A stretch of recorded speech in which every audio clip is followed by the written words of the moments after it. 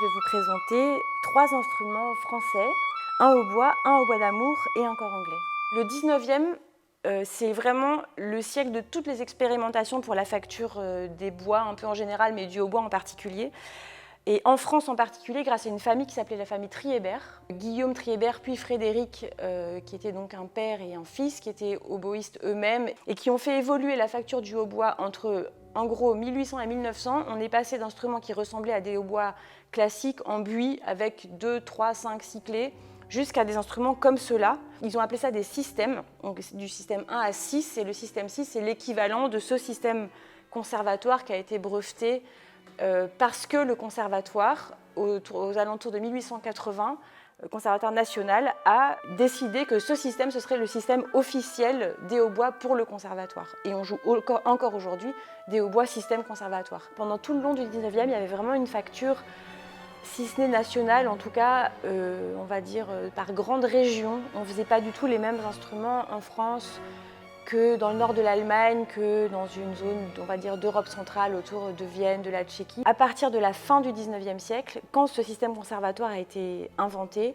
les hautbois français se sont exportés un peu partout, d'abord en Europe et puis dans le monde. Ce hautbois en particulier est un hautbois Buffet-Crampon, qui est une marque qui existe encore aujourd'hui, qui est née en fait il y a très longtemps, aux alentours de 1830, je crois, si je ne dis pas de bêtises. Évidemment, le plus était inspiré par le hautbois, je dirais peut-être Maurice Ravel en premier, qui a écrit des énormes solos de hautbois, souvent difficiles, voire un peu impraticables sur ces instruments pas totalement équipés. Il y a moins de clés que sur un hautbois moderne, mais ça met dans un état de tension qui, je pense, est quand même un peu volontaire. Je pense qu'il y a vraiment l'envie d'aller chercher quelque chose d'un peu extrême et qui s'entend parce que ça met le musicien dans une position un peu spéciale. Ravel, Debussy énormément, il y a des solos incroyables de hautbois dans Debussy, je sais pas, dans Péléas par exemple, mais aussi dans toute la musique d'orchestre. Stravinsky, évidemment, pour le hautbois comme pour les autres instruments, qui va sortir du rôle mélodique et aller chercher des choses presque bruitistes, très étonnantes, ou qui va s'amuser à mettre 5 hautbois dans le Sacre du Printemps, qui est quand même un truc totalement spécial à ce moment-là. Et le début de la deuxième partie, c'est une espèce de consort de 5 hautbois, pareil, avec des tessitures un peu inexploitées à l'époque sur ces instruments.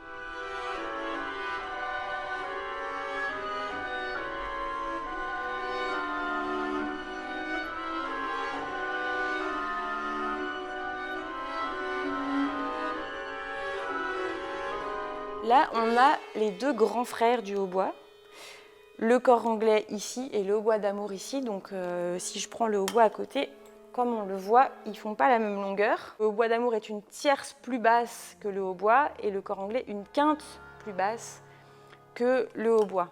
Et ils ont une autre particularité peut-être par rapport au hautbois, c'est ce pavillon en forme de bulbe qui se donne une sonorité très différente et qui est un héritage de la facture beaucoup plus ancienne du hautbois d'amour. Ce cor anglais en particulier, il date de 1890. C'est un instrument qui est de la fabrique Lauré. Alors Lauré, c'est intéressant parce que c'est une fabrique qui a été créée en 1881 par François Lauré, qui était le chef d'atelier de la maison Triébert, dont je parlais tout à l'heure. Et il y a beaucoup de filiations comme celle-là. La question de l'instrument grave, c'est beaucoup une question d'écartement des doigts, c'est-à-dire que plus l'instrument est long et plus il faut avoir les doigts écartés pour atteindre les trous. Puis avec les clés, on a pu en fait quelque part rapprocher les doigts parce que là, par exemple, si j'appuie là, on ferme un trou qui est là. Donc j'ai pas besoin d'avoir le doigt qui va ici. Les clés sont des espèces de rallonges pour les doigts, si je puis dire. Le cor anglais, un peu de tout temps, ça a été l'instrument qui chante. Moi, je dirais presque que c'est un peu un instrument de crooner, quoi. C'est vraiment un instrument qui a un rôle peut-être moins pastoral que le hautbois, mais plus mélancolique. Le pavillon en forme de bulbe donne une sonorité qui est très chaude, très ronde, qui peut être extrêmement douce.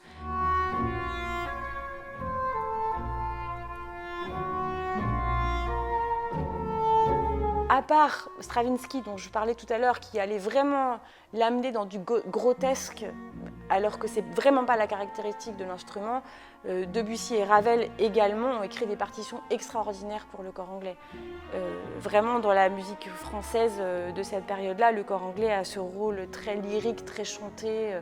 Ça a une douceur vraiment très très particulière. Et alors ça, c'est une rareté, c'est un hautbois d'amour Kabar, un petit peu plus tardif que le hautbois et le cor anglais que vous avez vu jusqu'à maintenant. Il date à peu près des années 1920-1930. La firme Cabar, c'est aussi un héritage d'une maison normande qui s'appelait, je crois, Thibouville-Cabar, qui est devenue plus que Cabar, et qui a été très importante dans la fabrique des hautbois au début du XXe siècle. Le hautbois d'amour, c'est un instrument très particulier parce qu'il a totalement disparu au XIXe siècle. Le hautbois d'amour, la grande époque du hautbois d'amour, c'est la période baroque, avec toute la musique allemande, Telemann, Graupner, Bach, qui ont énormément écrit pour le hautbois d'amour. Et fin de la période baroque, ça disparaît complètement. Il n'y en a pas dans le répertoire classique, il n'y en a pas du tout dans le répertoire romantique, mais au point que les instruments ont disparu, on a arrêté d'en fabriquer.